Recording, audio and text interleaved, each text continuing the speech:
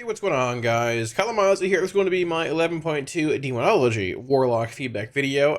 Going into PTR, wanted to get feedback out.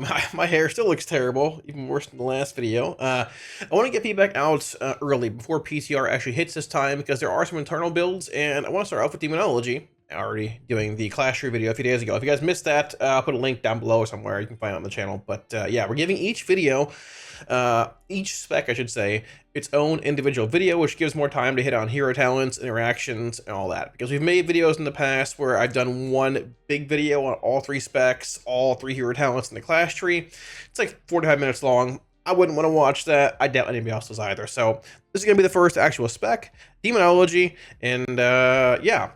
Also, just a quick heads up and a shameless plug here that we are pushing for 100k subs, if possible, this year on YouTube. I think we're at currently 90,000, give or take. I love y'all regardless. But if you can find it in your heart, maybe consider subbing to the channel, liking the video, so on and so forth. It would mean a lot to me. 100k subs is utterly insane. I don't know how I'm even close to that. I thought I'd have maybe 9 or 10k at some point, and maybe buy groceries once a month with the videos that I make. But life is crazy. Things are insane, and I appreciate all y'all support. So whether you sub or don't sub, or just you like the videos or don't like them, I appreciate y'all watching. But if you can consider subbing, or maybe would consider it, it would mean the world to me. Shameless plug over. Let's get into it. So, getting into all this here, we've already done the Clash Tree. Once again, link down below if you want it. I also have a text document with this feedback in it. It should be out by now if you want it in the video description. You can grab that, click on it, read through it, so on and so forth. If you guys have any comments or feedback of your own, feel free to put it down below in the comment section. Same time, comment your favorite color, because it helps out with interaction, and I appreciate it. But yeah, any feedback you guys have, throw it down below. If it's relevant and I like it and stuff, I'll throw it in the actual text document. So yeah, we're just going to go through the actual Clash Tree itself and hit on abilities like from top to bottom. I think could change, maybe should change, so on and so forth as to why, and give hopefully some feedback to make things a little bit better with Demonology in 11.2. I will say that I don't think Demonology is in a bad spot. There are some interactions and things that could change, hopefully will change, to make Demo's quality of life a little better. Toolkit wise, it's still very good at stat cleave. I mean, it's solid at single target, but it's a little clunkier than it has been in the last few expansions, with like longer cast times, more pets and stuff, but it's not horrendous by any means. A lot of RNG this tier with jackpots in our tier set, and our greater dog proccing and not proccing and all that stuff. But putting that aside, it has that same stat cleave profile it's had for a long time. It's solid in single target, and if you played Demonology in the past, things change a little bit, but it's still Demonology at its core, right? As far as like general pathing is concerned, the tree, Demonology has all 1-point talent nodes. Unlike Affliction, it has a couple of 2-pointers and stuff. It's all 1-point talent nodes. So pathing, for the most part, as far as like spending points on 2-point nodes, not really an issue here. First thing here, getting down, I mean, Demoniac, I thought it was called Demon Bolt. Jeez, forgot about that. Implosion, Dreadhawker, so on and so forth, all good here. I want to hit on Imp Gang Boss a little bit. Now, Imp Gang Boss was changed in, I think it was Aberrus Farm, I'm pretty sure. Like, I was like, what, 10.1.5 maybe? It used to, whenever you imploded and you had Imp Gang Bosses out, the larger imps, right? An imp could spawn, whether it was through Inner Demons or Hand of Gul'dans, whatever, as an imp or an Imp Gang Boss. Imp Gang Bosses were literally bigger imps. They're larger, they're physically. They do more damage, all that. They still spawn that way. But when you would implode them, they would have a chance to, not even a chance, they would spawn another imp. And that imp could also be an Imp Gang Boss. It could be a regular imp, could be an Imp Gang Boss. But thematically, Imp Gang Boss was one of the abilities that I felt was one of the most thematic Demonology abilities we had seen in a very long time. At its core, this is what Demonology is. You summon pets, you use them, you throw them, implode them, and you summon more back. Thematically, Imp Gang Boss was what Demonology felt like it was supposed to be when this version of Demo was designed and meta went away. Summoning pets, throwing them, expending them at your own will, summoning more back, blowing them up, getting more back from doing that. And when that changed, it just went to a passive, imploded Imp Gang Bosses do 50% more damage. It felt like a lot of Demonology's thematics and just enjoyment for me literally went away. Thematically, it's what Demonology I feel like is supposed to be, right? Imploding is supposed to have that feeling, throw your resources, get more back, right? I would love to see a version of Imp Gang Boss return or the old version where you implode imps and they come back, right? And maybe you make it so, I mean, I thought it was cool imploding imp gang bosses and having the ones that you summon back potentially be imp gang bosses again. Maybe if that was too strong, whatever, you can make it so they spawn back as regular imps and not maybe an imp gang boss into an imp gang boss into an imp gang boss, because that was a bit of RNG, a bit of high rolls to it. But even just having the ability to throw them and get some back felt so good. Right. So if there's honestly, my number one request for Demonology would likely be just return Imp Gang boss from what it to where it used to be, from what it is now. Bring back the OG Implode, get stuff back. That was so cool and made Demonology feel like what I feel it should be, this version of Demo.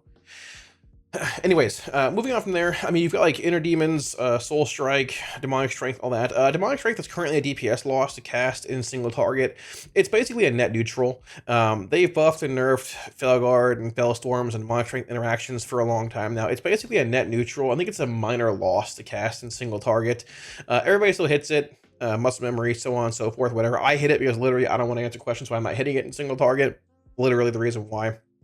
Demonic Strength can use buffs, make it 400% or whatever it is, so it's actually relevant again in a single target. It pairs well with Tyrant, being a minute cooldown. Let's make Demonic Strength great again, even good again. It's worth hitting in like 2+ targets, but in single target, it's not worth it.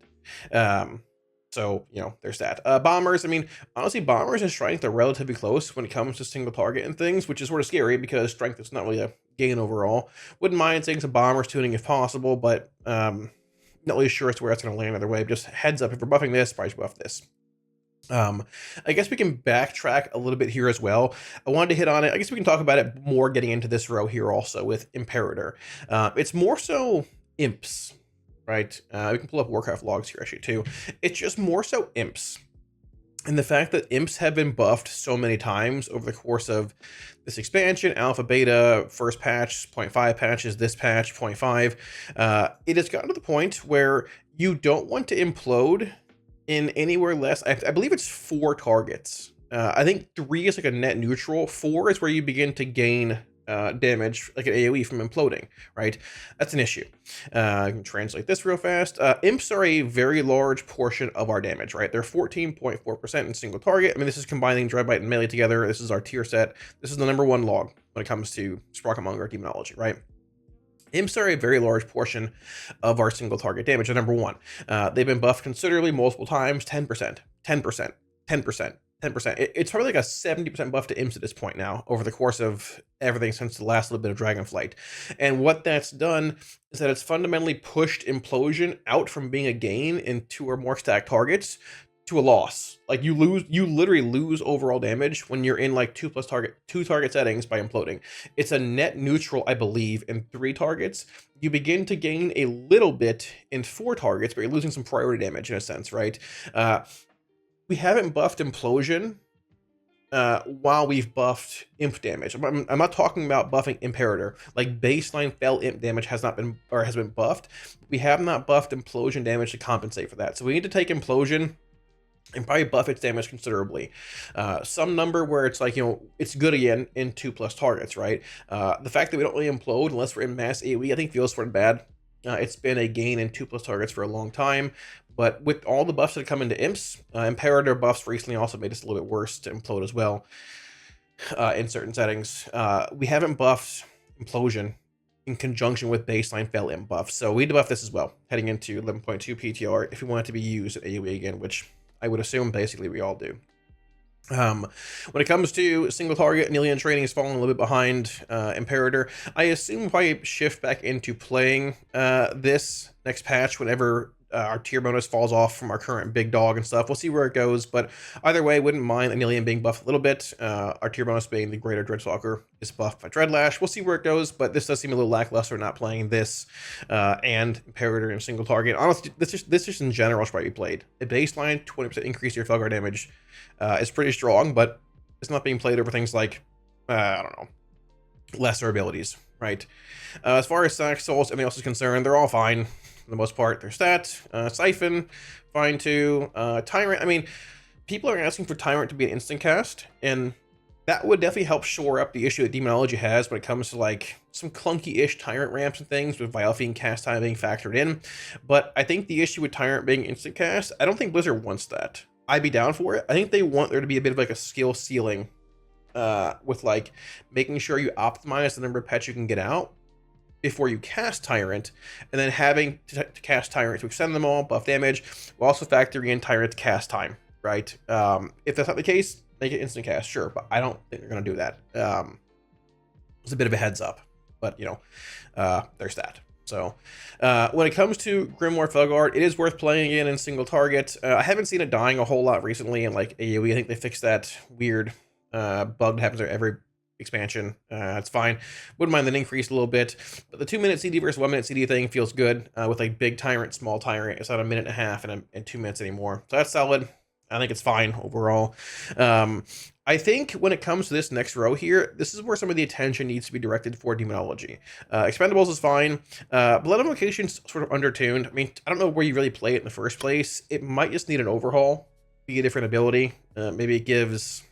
I don't know. I mean, the damage increase of Siphon, the Siphon, the increases to bolts buff by Siphon seems odd. Maybe you make it so like bolts that are from Siphon, I don't know, if they're going to hit the boss, apply a debuff that increases damage taken by 5% from pets. I'm not really sure, but it feels like it's just sort of awkward. In the end, if it sims right or sims high enough, you'll take it. But it just seems sort of weird and like just a placeholder kind of talent, that makes sense. Not really the best. When it comes to Sunder, I mean, not playing in single target, not horrendous, not terrible. It's fine, whatever. Fiendish Ablation, once again, I do think this should be when you cast Grimoire, you get a demonic core, and not when it ends. When Grimoire expires, when your Tyrant expires, basically, you're getting a bunch of cores coming in. You've got 4 dogs expiring, imps expiring, Grimoire expiring. You're going to overcap, very likely. Make this whenever you cast Grimoire, you get a core. I think that'd be nice. It would make Tyrant ramp a bit more fluid and consistent when you know you're going to get a core whenever you cast your Grimoire, beginning Tyrant prep. You can usually play around that regardless, but just heads up, I think that'd be a little better, a bit more smooth, and yeah, you know. Calling, I mean, these are all fine. Tyranny is a weird one. I wouldn't mind seeing a bit more power put back in the Tyrant. I don't think the 5 additional imps is really that relevant. It was more relevant when you were playing Imp Mother. We'll get to this in a minute here too. When you could get like good imp refunds consistently or semi-consistently and get like 13, 15 imps in your Tyrant. You're not playing Imp Mother, you're rarely getting over like 10 imps in your Tyrant. You can if you get like inner demon timing right and maybe some weird stuff happening, but like you're not getting 15 in your Tyrant. I wouldn't mind seeing like this 10% number bump to like, I don't know, something where like you could sort of remove the possibility of 15 imps, the 5 extra ones here, make it 10 max, bump the baseline power up a little bit to make Tyrant better. If you're not playing Diabolus, Tyrant feels very clunky and awkward, or not clunky, but it just feels very subpar and not very powerful, right? Wouldn't mind seeing a bit of changes to that, but we'll see where it goes. The main thing here in this run though is Umbra Blaze. We've hit on it a million times. Having Imp Mother gated behind Umbra Blaze just feels terrible.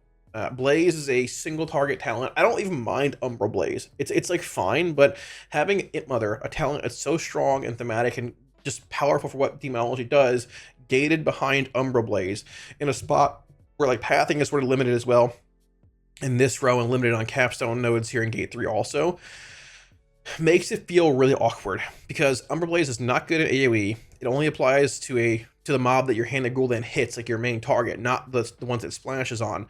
It's RNG. The damage is not incredibly high. Having this being a universal trait that you want in single target, you want in AoE, you want it everywhere. Spawning more imps is very relevant, and Gul'dan's very. It's like the core of what Demonology is. Feels awkward.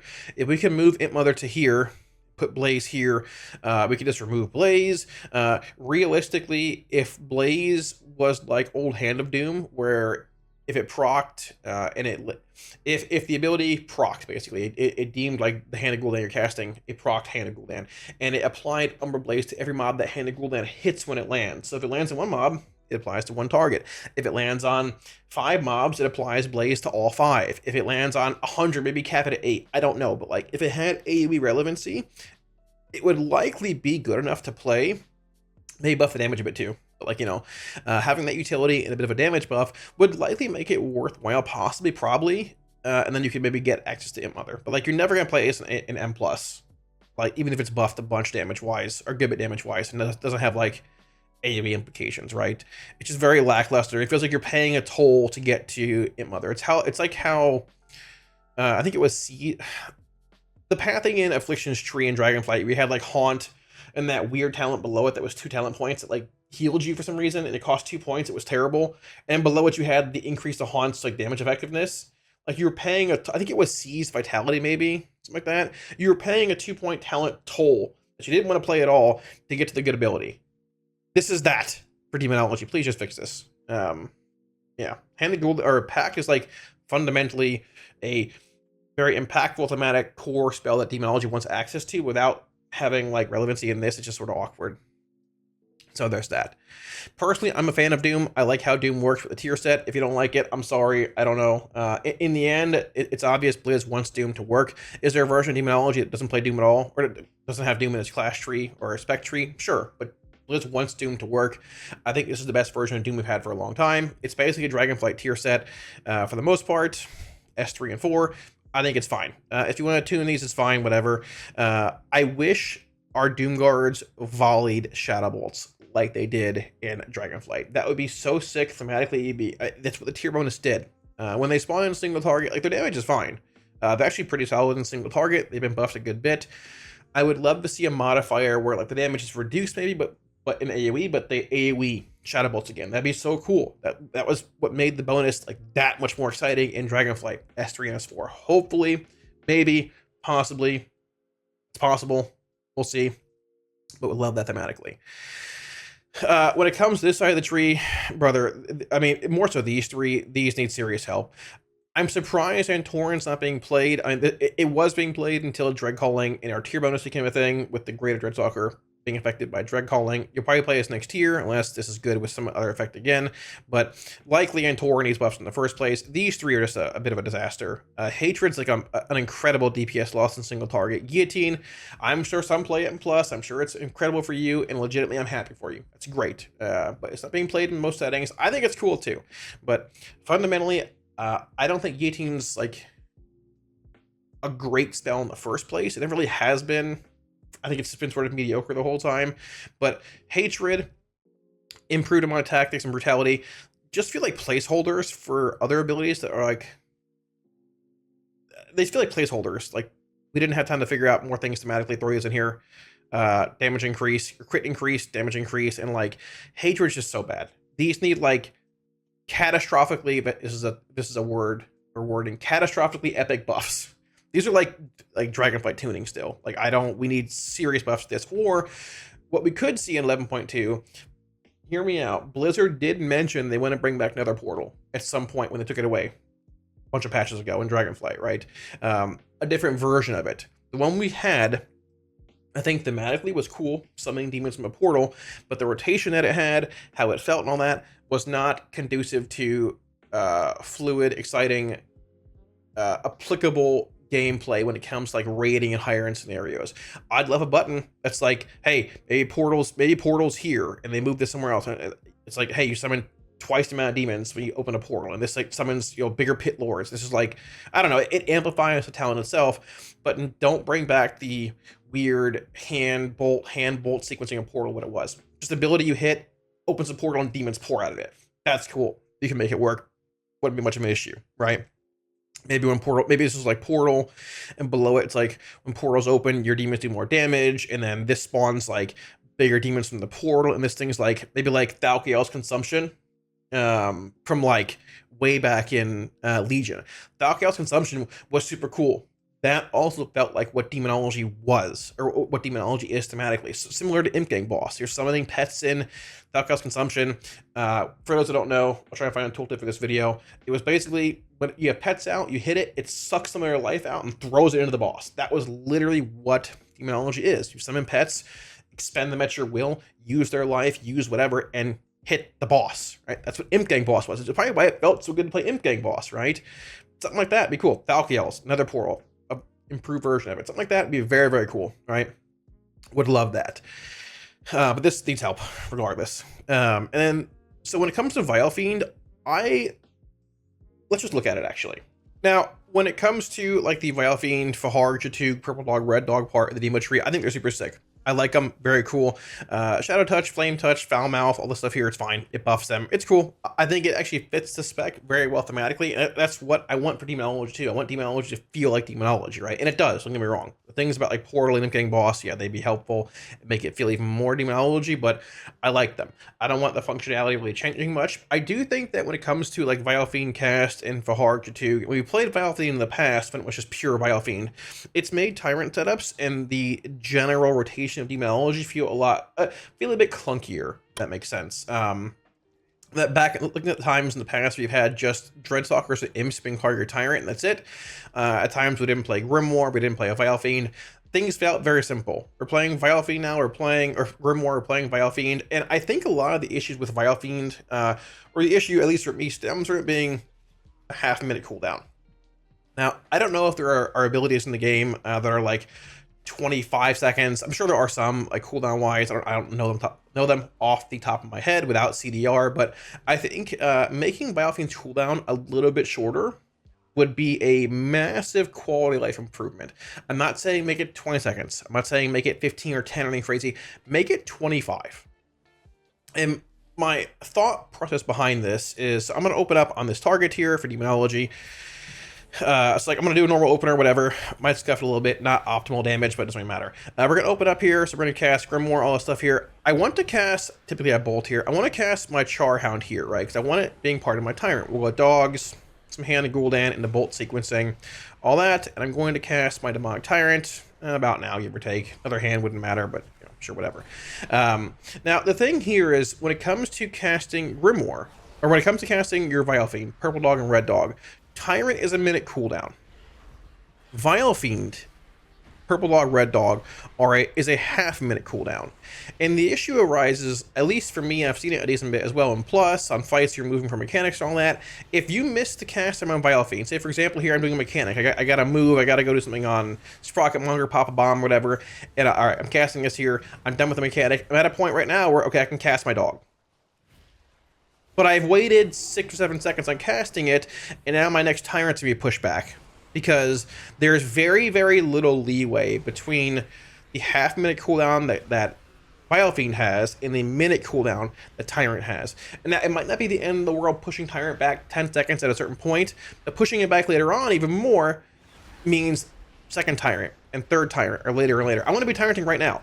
But instead, I gotta wait 6 seconds, 5 seconds, 4, 3, and if you're later on your actual like Vilefiend cast than I was, you have to wait even longer. And I'm Tyranting now, and then it sort of pushes things back even more. I'm Tyranting at the 125, 128 mark versus 112, 113, and if it spirals more later on into the fight, missing your 3-minute cooldown at 310 or 4-minute cooldown at 420 or whatever it is, trying to meet those DPS checks at certain points in a fight, trying to keep things consistent, it makes it very tough.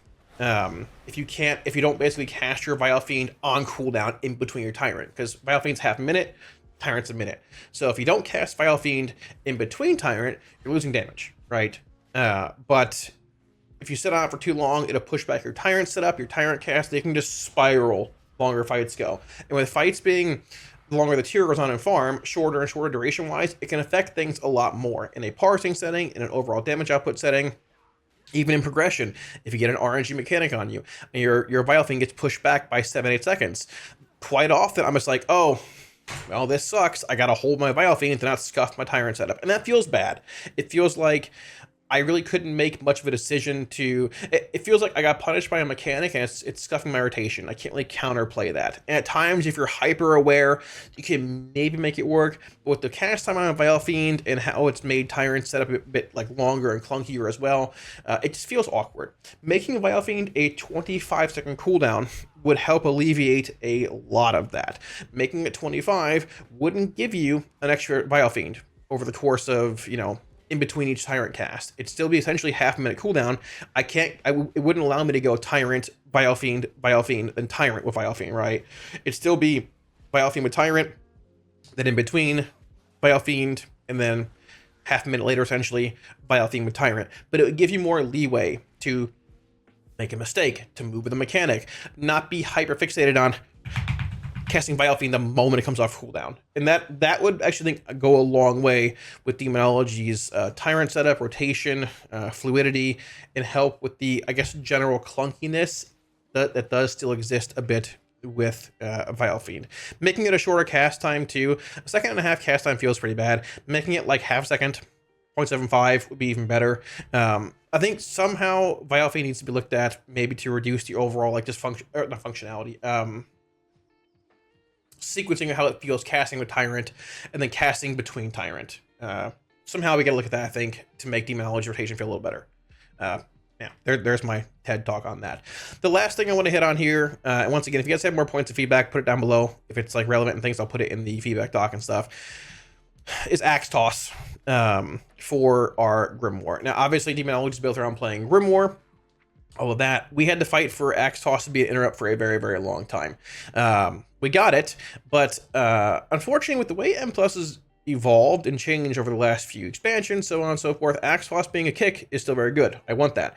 But Axe Toss being a half-minute cooldown versus 24 on a lot of classes, having a travel time where he throws the axe and it spirals, hits the mob, at times being out of range, which is weird, and also being a stun is very awkward. We need a way to, I think, separate the stun from Axe Toss. You could remove the stun, but like it is relevant in certain settings where you want to stun a mob, maybe not kick it, like things that aren't interruptible but stunnable. Not bad there. Having a way to like separate the stun and leave it as like, and keep it as like, or get it in a form where it's an interrupt in a lockout, where I can kick a mob. If I'm AoEing a whole pack, you know, like over here, this is the pack we're fighting, and this mob over here is casting, I want to be able to go, hey, Axe Toss this, and it will interrupt the mob and silence it so it runs into the pack. Not throw an axe, stun it, okay, it's unstunned, it's casting from 30 yards away again. I don't want that. We need to have a way to separate the stun, maybe make it two different abilities for the pet. It'd probably be fine. It wouldn't be that OP. Separate the stun and the kick. Have the kick have the ability to lock the mob out of the spell cast so it runs into the pack. And then maybe have a way to stun as well. Make it two different abilities. Make it smart. So like if you cast Axe Toss on a spell that's uninterruptible, but the mob is stunnable, it'll stun the mob. But if it successfully interrupts a interruptible spell, it doesn't stun, but it locks the mob out and has it run to you, right? That would be huge. A shorter cooldown would be great too. Half minute's sort of weird now. Make it 24. But I think that would be good. Finding some way to separate that or add a smart functionality to it where it will interrupt and then lock out, and maybe have stun functionality as well on a different ability, different button. Having both would be great. I don't think removing the stun fully is what you want to do, because I'm sure it's good in PvP and it's good in certain settings of PvE and all that, but having additional functionality with Axe Toss would be important. We fought for a long time to get Axe Toss as a kick. It used to just be a stun. Great. But now with the way M+ and things have evolved, it needs to be a stun with a lockout. Sorry, a kick with a lockout, more functionality, maybe a shorter cooldown, and go from there. Now, very briefly, as far as hero talents are concerned, to save some time in this video, not have it be much longer than half an hour here, honestly, I think Diabolus is for the most part fine. Like, there are a couple little things tuning-wise you can probably adjust, give or take. Ruination actually got buffed for Destruction recently.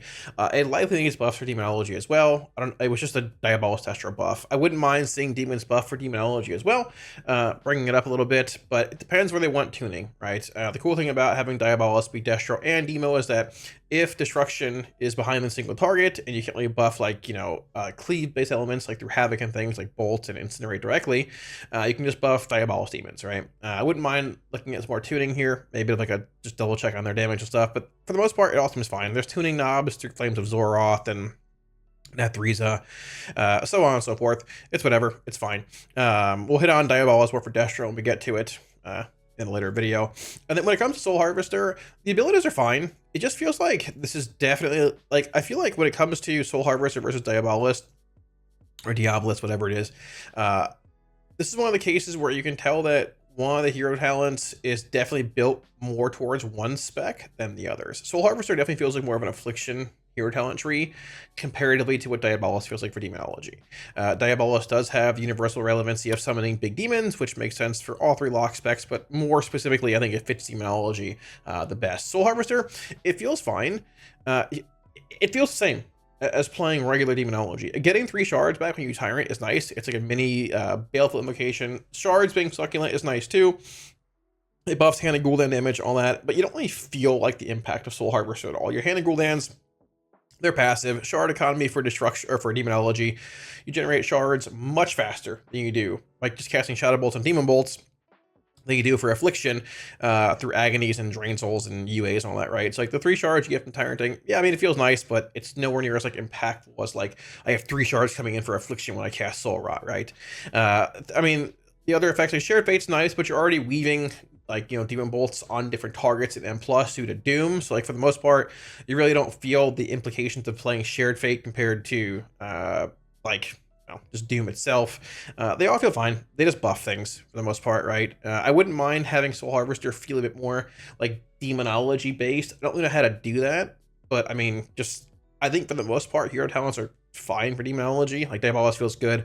Soul Harvester doesn't really change rotationally anything a whole lot for what Demo does at its core, which is not like a bad thing in a sense, but not really a great thing either. So I don't really have much to harp on for hero talents for Demonology, but yeah, I guess that's that. So thanks for watching, guys. Wraps it up. Hopefully I hit on a lot of points you guys think maybe could be changed a bit. Some feedback for Demonology heading into patch 11.2.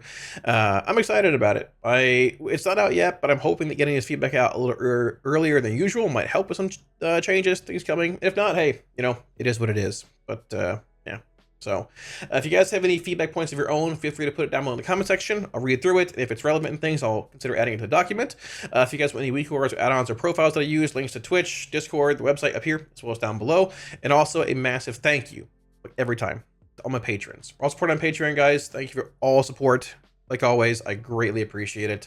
If you're looking at supporting on Patreon, link up here once again, as well as down below in the video description. I'd venture to guess we're in 11.2 PTR probably within a few weeks, probably by mid to late June, probably after 11.17, which is coming in, I think, 3 weeks, give or take. So it's gonna be busy, a lot coming on the line. But overall, I think Demonology is like in a fine-ish spot. A couple more things that we could tweak or tune to make it better, more exciting, and more thematic, which we hit on hopefully in this video. And yeah, we'll go from there, see where it goes. Thanks for watching, guys. I'll catch you again soon on stream. Peace.